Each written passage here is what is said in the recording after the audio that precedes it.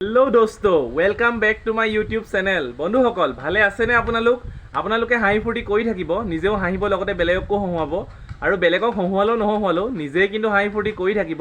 আৰু আজি মই আপোনালোকৰ মাজলৈ লৈ আহিছোঁ এটা ইণ্টাৰেষ্টিং টপিক। মানে কথাটো এনেকুৱা, ৰাতিপুৱা মই শুই উঠি পেলাই ভাবিলোঁ আজি কি ভিডিঅ' বনাম ভাবোঁতে এটা ইণ্টাৰেষ্টিং টপিক এটা মনত পৰি গ'ল। তো আহক বন্ধুসকল আমি এই ইণ্টাৰেষ্টিং টপিকটো আলোচনা কৰোঁ। আপোনালোকে ভিডিঅ'টো চাই থাকক শেষলৈকে, মই কৈ আছোঁ ইণ্টাৰেষ্টিং কথাটো। তো বন্ধুসকল কথাটো এনেকুৱা যে গাখীৰ গৰম কৰিলে কিয় ওপৰলৈ উতলি আহে, মানে পানী গৰম কৰিলে কিয় ওপৰলৈ উতলি নাহে। গাখীৰখিনি গৰম কৰিলে ওপৰলৈ উতলি আহি গাখীৰখিনি পৰি যায়, কিন্তু পানী গৰম কৰিলে কিয় ওপৰলৈ উতলি নাহে তাৰ কাৰণটো আপোনালোকে জানেনে? ইয়াৰ এটা বিশেষ চাইণ্টিফিক কাৰণ আছে। এই কাৰণটো মই আপোনালোকক এই ভিডিঅ'টোত কৈ আছোঁ।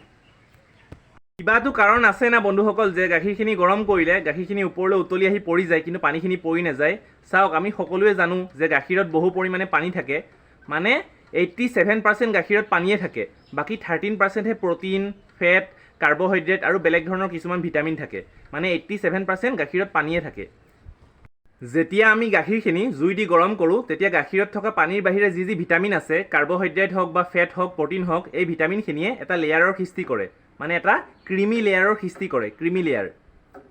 যেতিয়া আমি গাখীৰখিনি গৰম কৰিয়ে থাকোঁ তেতিয়া গাখীৰৰ তলত থকা যিখিনি পানী, সেই পানীখিনি বাষ্প হৈ ওপৰলৈ উঠি আহিব বিচাৰে, কিন্তু পানীখিনি বাষ্প হৈ ওপৰলৈ উঠি আহিব নোৱাৰে।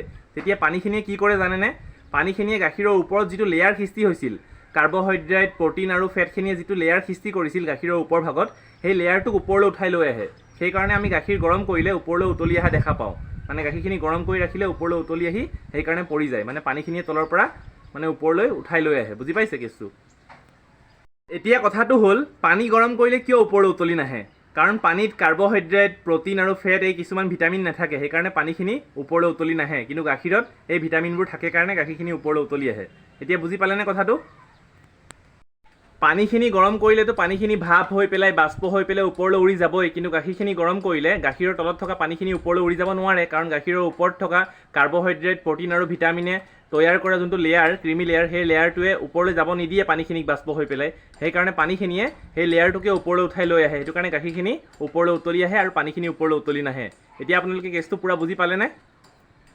কিন্তু আগৰ দিনৰ মানুহবোৰে কোৱা মতে গাখীৰখিনি গৰম কৰিলে বোলে ওচৰত ৰখি থাকিব লাগে, দূৰলৈ গুচি গ'লে বোলে গাখীৰখিনি সোনকালে ওপৰলৈ উতলি আহি গাখীৰখিনি পৰি যায়। ওচৰত ৰখি থাকিলে বোলে লাহে লাহে উতলে।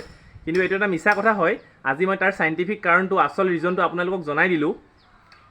কেনেকুৱা লাগিল মোৰ ভিডিঅ'টো আজি বন্ধুসকল? যদি মোৰ ভিডিঅ'টো ভাল লাগিল তেনেহ'লে লাইক কৰিব আৰু চেনেলটো ছাবস্ক্ৰাইব কৰি দিব।